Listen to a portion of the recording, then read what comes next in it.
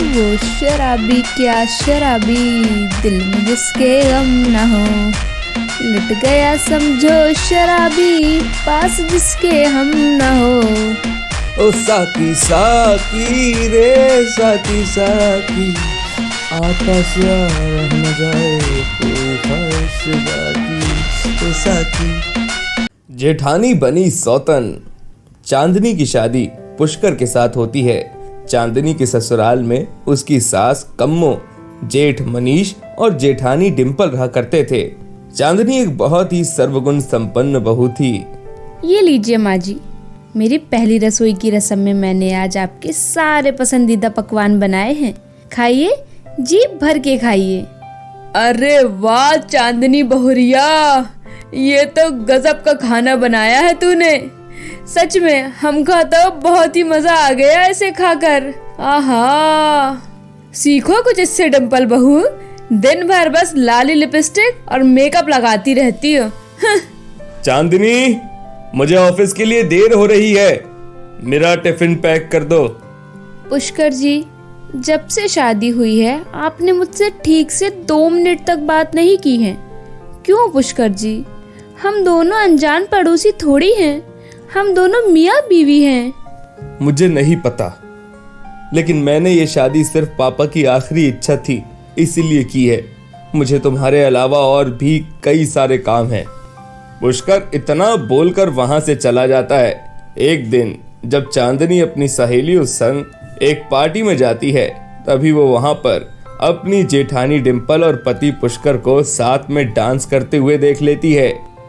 वो शराबी क्या शराबी, दिल में जिसके गम न हो, लुट गया समझो शराबी, पास जिसके हम न हो। ओ साकी साकी रे साकी साकी, आपस रह न जाए कोई ख्वाहिश बाकी। ओ साकी। चांदनी अपने पति और जेठानी को एक साथ देखकर हैरान और दंग रह जाती है। वो उन दोनों का पीछा करती है और उन्हें एक होटल रूम में जाते हुए देख लेती है, जहां जाकर वो दोनों बेडरूम में रोमांस करते रहते हैं। इसका मतलब ये है कि मेरी जेठानी ही मेरी सौतन है।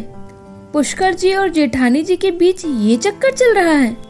नहीं, मैं आज ही माँ जी और जेठ जी को ये सच बताऊंगी। चांदनी घर जाती है, तभी वो देखती है कि मनीष की मृत्यु हो चुकी होती है और कम्मो दहाड़े मारते हुए रो रही होती है। चला गया रे मुझे छोड़कर, चला गया मेरा बेटा मनीष। अभी अभी मेरे पति गए थे कुछ महीनों पहले, अभी मेरा बेटा चला गया। हे भगवान, ये क्या कर रहा है तू? मनीष बेटा उठना। माँ जी, संभालिए अपने आप को। मनीष की मौत के बाद अगले दिन ही कम्मो और चांदनी देखते हैं कि उनका सारा सामान घर के बाहर पड़ा हुआ है। ये सब क्या है? ये हमारा सामान इस तरह बाहर किसने फेंका? चांदनी बहू, ये सब क्या है? हमारा सामान बाहर किसने फेंका होगा? मैंने, क्योंकि अब मैं इस घर की मालकिन बन गई हूँ और अब तुम दोनों का पत्ता कट। डिम्पल और मैं एक दूसरे से पहले से ही प्यार करते हैं और अब जब भैया नहीं रहे हैं तो इसीलिए उनका सब कुछ मेरा हो चुका है और उनकी बीवी भी मेरी ही हो चुकी है। हाँ जानू, चलो ना सुहागरात मनाते हैं। अब तो हमें छुप छुप कर होटल रूम्स में जाकर सुहागरात मनाने की कोई जरूरत नहीं है। ये सब देखकर कम्मो और चांदनी के पैरों तले जमीन खिसक जाती है। वो दोनों अब अलग से एक छोटे से कच्चे घर में रहने लगती हैं। अपने साथ हुए इतने विश्वासघात से चांदनी बहुत टूट जाती है और उसे बहुत बुरा भी लगता है। मैंने कभी नहीं सोचा था कि मेरा घर इस तरह टूट जाएगा। मेरी जेठानी ने ही मेरा घर तोड़ दिया। नहीं, बहुत बुरा हुआ। ना बहू ना, रो मत। तू तो कितनी हिम्मत वाली है, कितनी साहसी है। अगर तू इस तरह हिम्मत हारेगी तो कैसे चलेगा? हाँ? चांदनी हिम्मत जुटाकर जिंदगी में आगे बढ़ने लगती है। वो एक मिल में काम करने लगती है और थोड़े बहुत पैसे कमाकर अपना और अपनी सास कम्मो का पेट पालती है।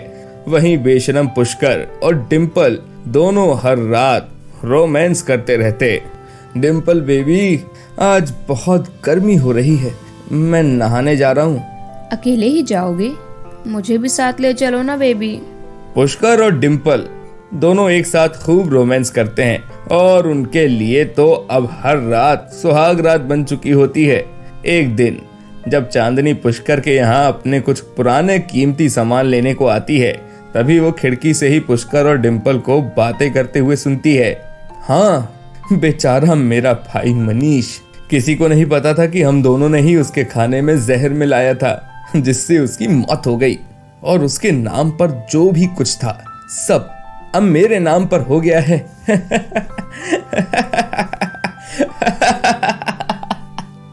और अब उसकी मौत के बाद हम दोनों चैन और ऐशो आराम से भी तो रह पा रहे हैं। और सबसे इंटरेस्टिंग बात तो ये है ना कि हम अब एक दिन के 24 घंटे जब चाहे तब रोमांस कर सकते हैं। Yes baby. चांदनी ये सब सुनकर बहुत चक्का रह जाती है और वो उन दोनों की सारी बातें अपने फोन में रिकॉर्ड कर लेती है और तुरंत पुलिस स्टेशन जाकर पुलिस को वो रिकॉर्डिंग सुनाती है। जिसके बाद पुलिस पुष्कर और डिम्पल को मनीष के मर्डर के इल्जाम के चलते गिरफ्तार करने आती है। चलो ओए, बहुत खाली तुमने अपने भाई के पैसों से एसी की हवा। अब हवालात की हवा खाने का वक्त आ गया है, और वो भी जिंदगी भर। चलो अब। लेकिन मेरी बात तो सुनिए इंस्पेक्टर साहब। छोड़ेंगे नहीं हम तुझे चांदनी की बच्ची, तेरा मुंह नोच लूंगी मैं, समझ गई तू? पुलिस डिम्पल और पुष्कर को गिरफ्तार करके जेल में कैद कर देती है और चांदनी अब सुकून से कम्मों के साथ ही अपना जीवन गुजारती रहती है।